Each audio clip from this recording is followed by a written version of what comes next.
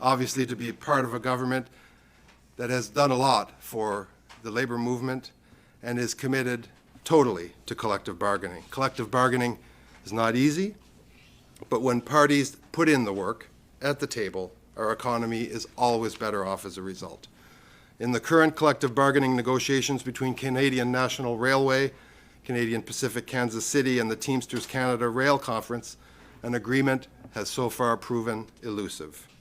After months of negotiations, CN Rail and CPKC began lockouts while Teamsters Canada rail workers at CPKC went on strike at 12:01 a.m. this morning.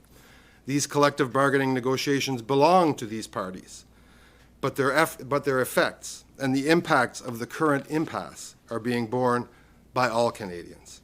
And there is an impasse.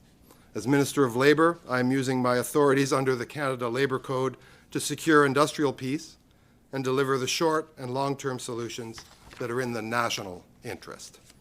Under Section 107 of the Canada Labour Code, I've directed the Canada Industrial Relations Board to assist the parties in settling the outstanding terms of their collective agreements by imposing final binding arbitration.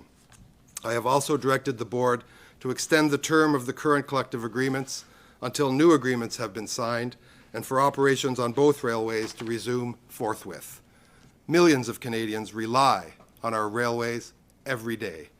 Workers, farmers, ranchers, commuters, small businesses, miners, chemists, scientists, the list goes on, and the impacts cannot be understated, and they extend to every corner of this country. Our railways have impacts on the water we drink with the shipment of chlorine, and they help grow the food we eat with potash mined for fertilizer. It is the government's responsibility to ensure industrial peace in this critically vital sector.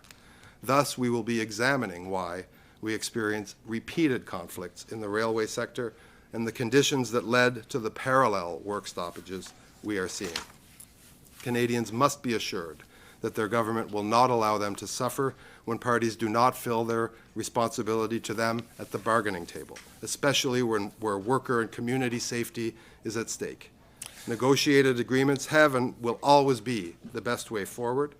Collective bargaining is how the strongest, longest-lasting deals are made, deals that are good for unions and employers alike.